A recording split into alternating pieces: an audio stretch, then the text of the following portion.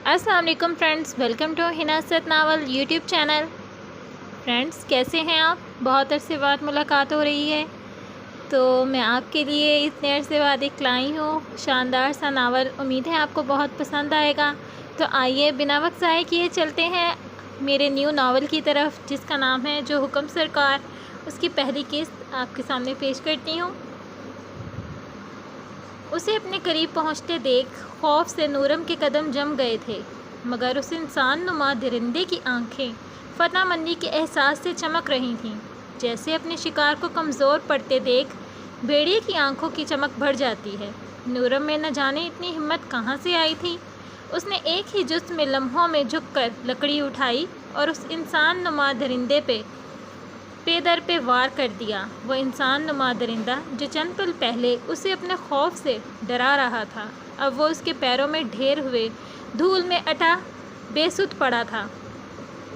अचानक उसके दिल में एक ख्याल बिजली की मानंद कूदा, जिसने उसके दिल को दहला दिया। मगर वो मर गया तो फिर? इस सोच से ही उसका दिल लम्हा भर को साकिन हुआ था। उसने डरते डरते नीचे झुककर देखा। वो जैसा भी था, उसके साथ जो भी करने का इरादा रखता था, ये उसका फ़ेल था। मगर नूरम में अभी इंसानियत बाकी थी। उसी इंसानियत के नाते उसे टटोल कर देखा। उसकी नब्ज़ चल रही थी, वो ज़िंदा था। उसने सुकून का सांस लिया। यह मज़ीद खड़े रहना ख़तरे से खाली नहीं था। वो लोग कभी भी उस तक पहुंच सकते थे। उसने भागने का अमल पूरी रफ्तार से एक बार फिर से जारी कर दिया। वो जल्द से जल्द यहाँ से दूर निकल जाना चाहती थी। वो भागते भागते थकने लगी थी। उसकी रफ्तार में कमी हुई तो एक हिरनी उसके करीब से गुजरी। तभी एक सनसनाती हुई गोली उसके करीब आई और अगले ही पल वो ज़मीं बोस हो गई। वो तेज़ी से भागता हुआ उसकी तरफ आया। उसने गिरने की आवाज़ सुनी थी। एक हिरनी भागती हुई उस तरफ आन निकली थी। उसका निशाना कभी खता नहीं हुआ था। वो समझा था शायद हिरनी शिकार हो चुकी है और उसे गोली निशाने पर लगी है। लेकिन जब वो उसके करीब आया तो उसने देखा कि एक हिरनी के बजाय एक इंसानी वजूद ढेर था। वो साकित खड़ा रह गया। वो हिरनी न थी, वो तो कोई एक नाजुक सा वजूद था जो इसकी वजह से पूरी तरह ज़ख्मी हो चुकी थी। वो लड़की शायद गलती से इधर आन निकली थी और गोली उसके बाजू से छूकर निकल गई थी। उसने छूकर इत्मीनान करना चाहा और झुककर घुटनों के बल बैठकर उसे फ़िक्रमंदी से देखा। उसकी आंखों में फ़िक्रमंदी नुमायाँ थी। उसने झुककर उसकी सांस की रफ्तार मालूम करने की कोशिश की। वो मधम मधम सांसें ले रही थी। वो ज़िंदा थी। उसके बाजू से खून बह रहा था। ये शिकार उसे महंगा पड़ने वाला था। वो उस पर झुका, उसे पुकार रहा था। सुनिए, कौन है आप? कहाँ से आई हैं आप? आंखें खोले प्लीज़। वो शिकार करने की गर्ज से यहाँ आया था। आज से पहले कभी ऐसा वाक़या रूनुमा नहीं हुआ। यकीनन ये इसकी ज़िंदगी का पहला नया और अजीब व गरीब वाक़या था। वो न जाने कैसे और कहाँ से जंगल नुमा जगह पर पहुँची थी। उसे परेशानी ने घेर लिया। हातिम जहान मिर्ज़ा ने अपनी पॉकेट से रुमाल निकालकर उसकी बाजू पर बांध दिया और अपने मुलाजिम को आवाज़ लगाई, हसन जल्दी गाड़ी निकालो, यहाँ करीब लाओ। फ़खर तुम यहाँ करीब देखो, शायद कोई सुराग मिल जाए। न जाने कौन है, कहाँ से आई है। शायद अपनी फैमिली से बिछड़ गई है और किसी मुश्किल में है। सारा पता करके बताओ मुझे। फ़िलहाल उसकी फ़र्स्ट एड ज़रूरी है।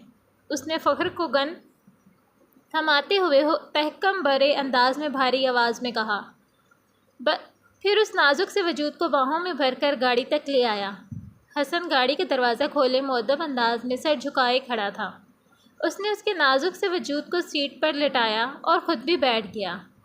गाड़ी तेज़ चलाओ, नज़दीक तरीन हॉस्पिटल में पहुंचने में कितना वक्त लगेगा तुम्हें? वो परेशानी से पूछ रहा था। सर जी, यहाँ तो दूर दूर तक कोई हॉस्पिटल नहीं, 1 घंटा तो लग जाएगा शहर ले जाते हुए। उसने पॉकेट से फ़ोन निकाल कर कॉल मिलाई। डॉक्टर जाजिब, मैं हातिम बात कर रहा हूँ। 15 मिनट में हवेली पहुँच जाएँ, इमरजेंसी है। गंभीर आवाज़ में कहते ही उसने कॉल डिस्कनेक्ट कर दी। गाड़ी हवेली की तरफ मोड़ लो, उसने नया हुक्म जारी किया। नूरम का बाजू उसके हाथ में था, जबकि उसका सर हातिम की गोद में। उसकी सारी तवज्जो उसकी जानिब मबजूल थी। उसका लपेटा गया रुमाल खून से सुर्ख हो चुका था। हसन, गाड़ी तेज़ चलाओ, तुम्हें समझ नहीं आ रही? اس نے کڑک مگر مدھم و تنبیہی انداز میں کہا تھا۔ جی سر۔ اس نے گاڑی کی سپیڈ بڑھا دی۔ چند لمحوں میں ہی حویلی کا اونچا اور مضبوط دروازہ نظر آنا شروع ہو گیا تھا۔ ہیڈ لائٹس کی روشنی کی وجہ سے جگہ جگہ سرسوں کے پھول اور ہریالی دکھائی دینے لگی تھی۔ ان کی گاڑی حویلی میں جا کر رکی تھی۔ اگلے ہی پل وہ حویلی کے اندر تھے۔ سب اسے متجسس نگاہوں سے دیکھ رہے تھے، مگر کسی میں ہمت نہ تھی کہ اسے کوئی سوال کر سکے۔ اس دن نورم کو بستر پر لٹا دیا۔ اس کے حویلی میں داخل ہوتے ہی نوکروں کی فوج الرٹ ہو گئی اور اس کے حکم کے منتظر تھی۔ حسن ڈاکٹر جاذب کو لے کر اندر آیا اور انہیں اندر چھوڑ کر خود باہر جا کر دروازے کے پاس مؤدب انداز میں ہاتھ باندھ کر کھڑا ہو گیا۔ ڈاکٹر جاذب نے اس کا چیک اپ کیا اور زخم صاف کر کے اس کی ڈریسنگ کر دی۔ حاتم بے چینی سے کمرے کے ادھر سے ادھر چکر لگا رہا تھا۔ ڈاکٹر جاذب، اسے کچھ نہیں ہونا چاہیے، یہ بہت خاص ہے میرے لیے۔ اس کا ٹھیک ہونا بہت ضروری ہے میرے لیے۔ اس کے لہجے میں بے چینیاں ہی بے چینیاں ظاہر تھی۔ ڈاکٹر جاذب ان کی فیملی ڈاکٹر تھے۔ برسوں سے ان کے خاندان کے ساتھ ان کے اچھے تعلقات تھے۔ کچھ عرصے سے انہوں نے یہی بسیرا کر لیا تھا۔ انہیں لگتا تھا کہ شاید اب یہاں کے لوگوں کو ان کی ضرورت ہے۔ وہ حاتم جہان مرزا کو بچپن سے جانتے تھے۔ انہیں پتہ تھا کہ وہ انتہائی مضبوط اعصاب کا مالک ہے، کسی چھوٹی موٹی بات پر یوں پریشان نہیں ہوتا تھا۔ ان کو اندازہ لگانے میں قطعی دقت نہیں ہوئی تھی کہ ضرور کوئی بڑی وجہ ہی ہوگی اس کی پریشانی کی۔ خطرے کی تو کوئی بات نہیں، یہ ٹھیک تو ہو جائیں گی نا؟ اس کی جانب سے بےتابی سے ایک سوال داغا گیا تھا۔ نہیں، خطرے کی تو کوئی بھی بات نہیں۔ ان کا زخم کافی گہرا ہے۔ اس کے علاوہ انہیں اور بھی کافی زخم آئے ہیں۔ ان کے پاؤں میں کافی کانٹے چبھے ہوئے تھے اور بازو میں بھی شاخوں کی ٹہنیوں سے کافی خراشی اور زخم آئے ہیں۔ وہ تفصیلی طور پر اس کا معائنہ کرتے ہوئے اسے بتا رہے تھے۔ یہ آنکھیں کیوں نہیں کھول رہی؟ کتنی دیر لگے گی انہیں ہوش میں آنے میں؟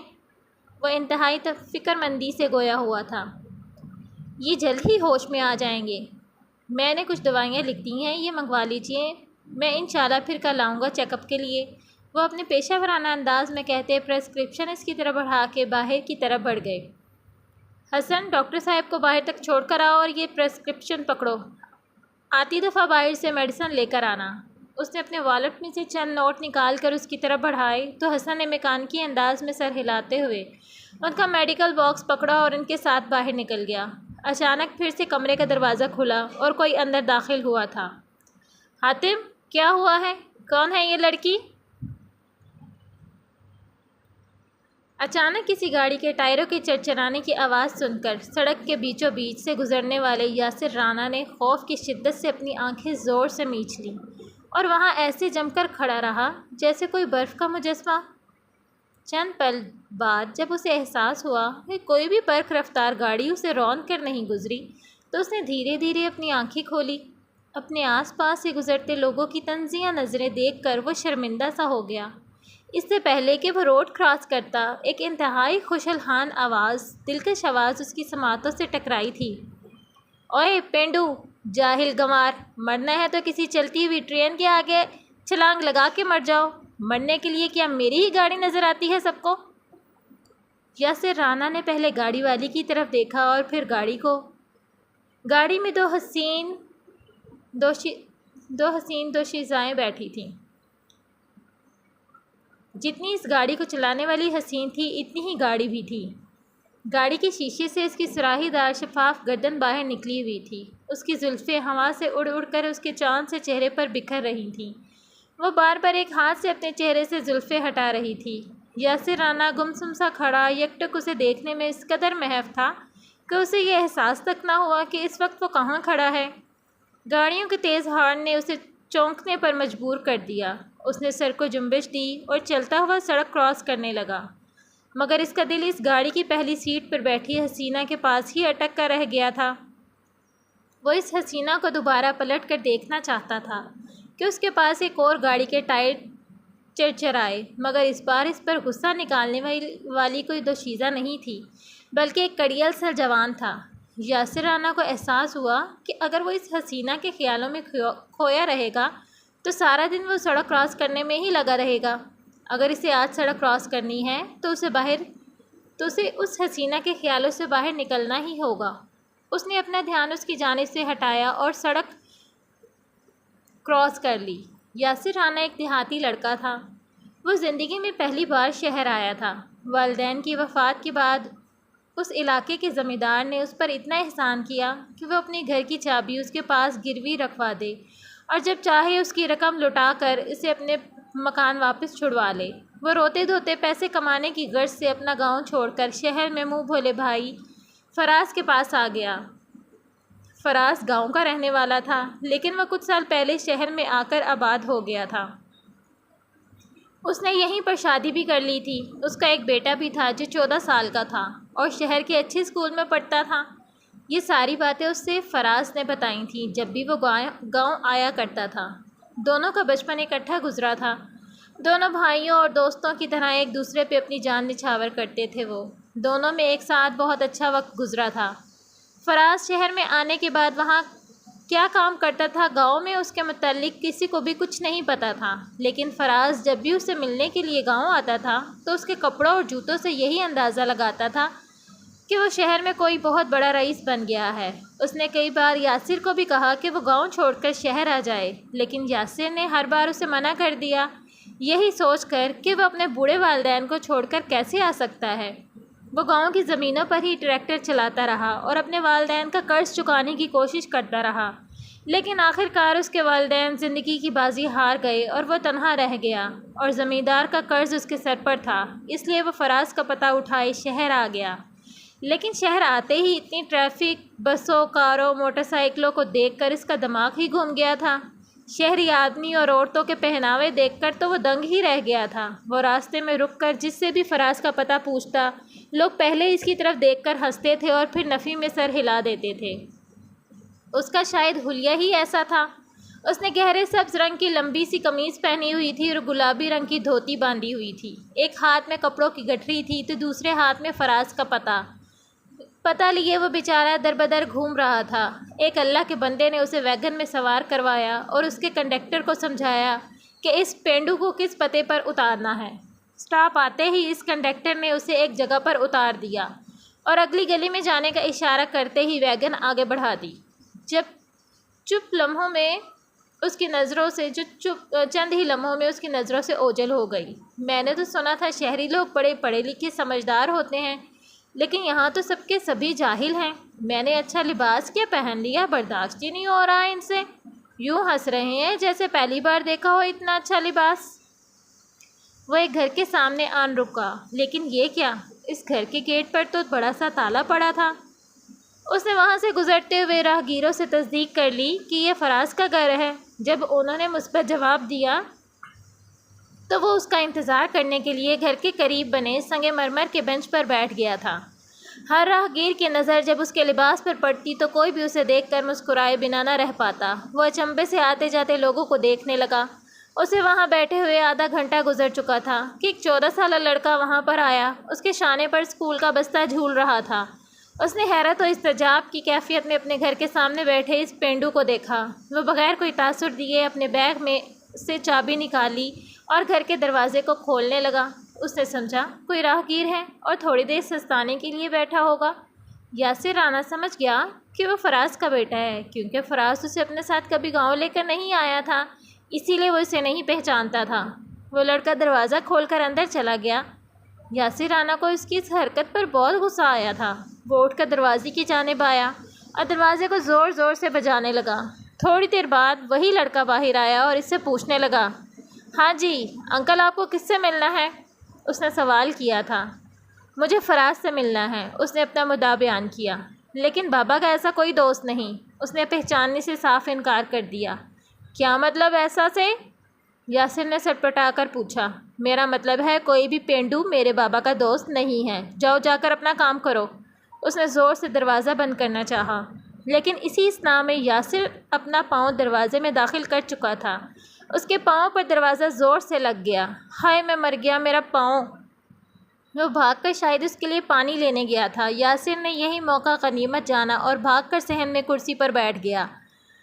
آپ یہاں کیسے آئے؟ وہ واپس آیا تو اسے صحن میں بیٹھے دیکھ کر کرخت آواز میں بولا، آپ مجھے شکل سے چوٹ تو نہیں لگتے، پھر زبردستی کیوں گھس رہے ہیں؟ دیکھو تم اب میری بے عزتی خراب کر رہے ہو اور یاسر کبھی بار بار یہ سب برداشت نہیں کرتا۔ تو پھر جاؤ یہاں سے، بیٹھے کیوں ہو اور کیوں برداشت کر رہے ہو؟ اس نے چپتے ہوئے لہجے میں سوال کیا۔ اس لیے کیونکہ میں جان گیا ہوں کہ تم میرے فراز کے بیٹے ہو اور میرے بھتیجے، لیکن بابا نے مجھے آپ کے بارے میں کبھی نہیں بتایا۔ ارے وہ تو ہے ہی ڈنگر۔ یہ ڈنگر کیا ہوتا ہے؟ جانور بے وقوف کو ڈنگر کہتے ہیں۔ یاسر اس کا لایا پانی پینے لگا۔ میرے بابا جیسا کوئی سمجھدار نہیں۔ اس کو اپنے بابا کی بےعزتی برداشت نہیں ہوئی، تبھی تیکھے لہجے میں بولا، جانتا ہوں اسے اچھے سے، وہ میرا لنگوٹیا یار ہے۔ جاؤ تمہارا چچا آیا ہے، کوئی لسی ساگ روٹی کا بندوبست کرو۔ لیں خواہ خواہی، نہ جان نہ پہچان، میں تیرا مہمان، نکلو گھر سے باہر۔ اس کو بازو پکڑ کر اسے گھر سے باہر نکالنے کی کوشش کر رہا تھا۔ اچھا یار، روٹی نہیں دینی تو نہ دے، مگر دھکے تو نہ دینا۔ جب میرا یار فراز آئے گا تب تجھے پتہ چلے گی میری قدر۔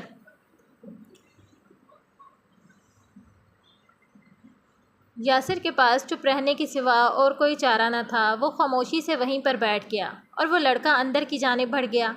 وہ یہاں پر خاموشی سے بیٹھے اس گھر کو دیکھنے لگا۔ وہ گھر کتنا خوبصورت تھا، چھوٹا سا تھا مگر سکون و امن کا گہوارہ تھا۔